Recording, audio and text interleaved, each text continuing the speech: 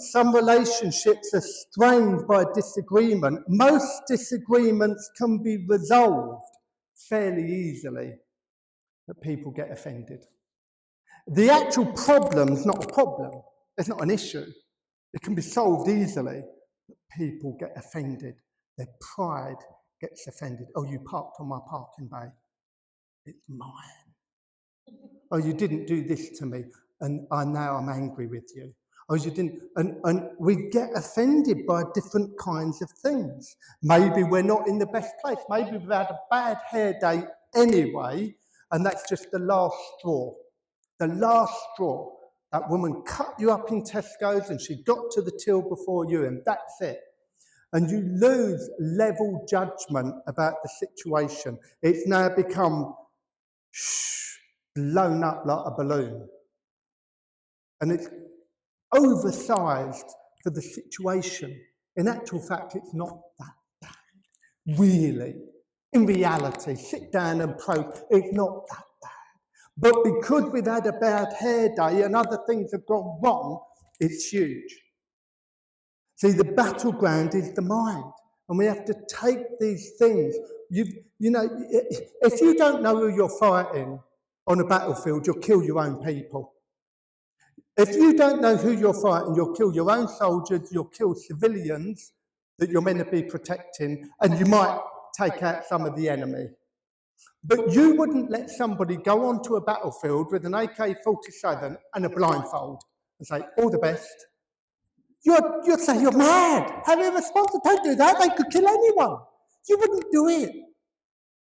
See, we've got to be wise. So even disagreements, if you look at Acts 15, verse 36, Acts 15, verse 36, and it says, sometime later, Paul said to Barnabas, let us go back and visit the believers in all the towns where we have preached the word of the Lord and see how they're doing. I love that about Paul there. It's a real pastoral heart. He doesn't just want to see people saved, but he wants to see the growth in amongst the church and the believers and as they're understanding the word. Barnabas wanted to take John, also called Mark, with them.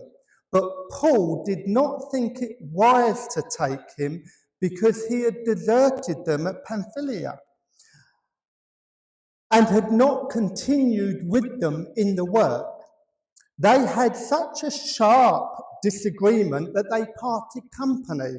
Barnabas took Mark and sailed for Cyprus, but Paul chose Silas and left, commended by the believers to the grace of the Lord. So there's a disagreement that took place, and it should not have got to the level of DEFCON 5 where they parted company. See, Satan will come in to destroy the church, to destroy relationships, and we hold the door open for him and give him a seat. We've got to turn around and say, no, that is not going to happen on my watch. This is the bride of Christ, and I'm a part of this bride, and we are going to be returning to the Lord, the bridegroom. We belong to him. And so we've got to keep the unity within the brethren. Now, this was not an amicable parting. They were not on good terms. It wasn't amicable. It was a sharp disagreement. Whilst we don't know the intricacies and what they said to each other, it's believed by some theologians that Barnabas should have submitted to Paul's authority. Why?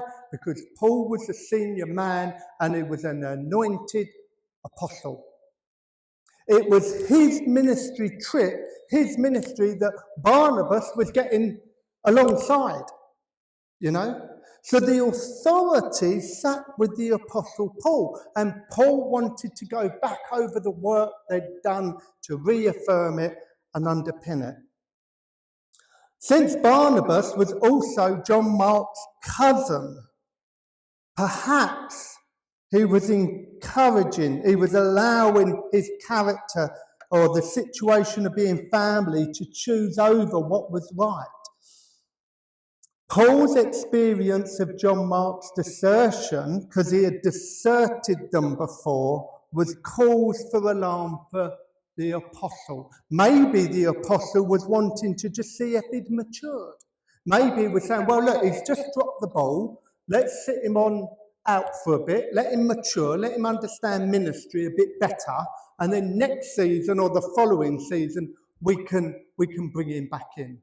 Okay? It's a bit like football. If you've got a footballer that's got a little niggle, they haven't broken their leg, the head hasn't fell off, but they've got a little niggle.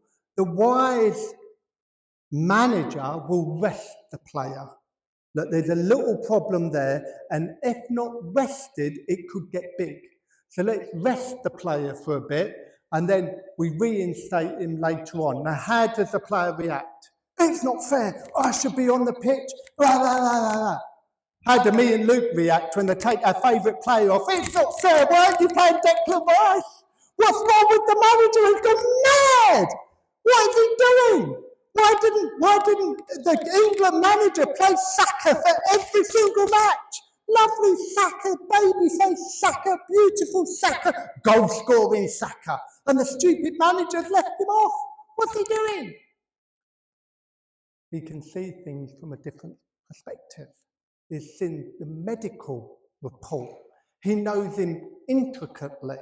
So sometimes it's difficult. And the apostle made this decision for what he thought was best. Thankfully, later, Paul reconciled with John Mark. And even with Barnabas, and in Colossians it said, my fellow prisoners, I send to you greetings, as does Mark, the cousin of Barnabas. In 2 Timothy 4:11, is speaking again. Only Luke is with me, not you, another way. Only the apostle, the doctor. Only Luke is with me. Get Mark and bring him with you because he is helpful to me in my ministry. See, Paul was bigger. And sometimes we don't always see the bigger picture. But Paul was going to use John Mark at the appropriate time. Barnabas just wanted to go. So you could judge Paul and say, oh, Paul had a problem with John Mark.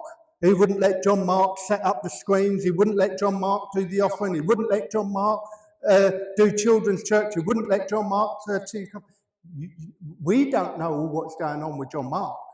But what we do know is God dealt with it all. Amen? Second, so we don't always see eye to eye. And Barnabas and Paul didn't see eye to eye on the situation. You had different perspectives. Take Formula One, of which I'm not an expert, but others are. Tony, Yomi, Mara, Luke. But take Formula One. They have different racing strategies for how they're going to deal with different races. They don't do the same thing every single race. They have a different strategy depending on the length of the race, the tyres, wheels, engines, whatever. Do they still have engines? I think they're all electric. But whatever it is, they have strategies. But one team won't necessarily agree with the other team's strategy. But neither team have committed a sin. Just because you disagree doesn't mean it's always sin. But yet you treat somebody like they've sinned. So, Steve turns around, he makes a comment, he says, I'm not very keen on blue chairs. Has he sinned? Is that a sin? No, it's an observation. It is an opinion of which he can have. And then somebody else says, well, I don't like grey chairs. Stephen.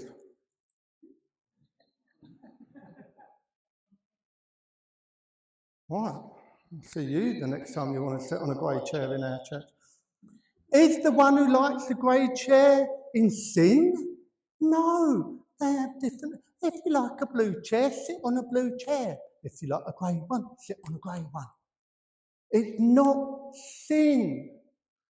And sometimes we treat people as if they've sinned against you when they just simply disagreed. And yet we amplify it to DEFCON 5 when it's not, you know?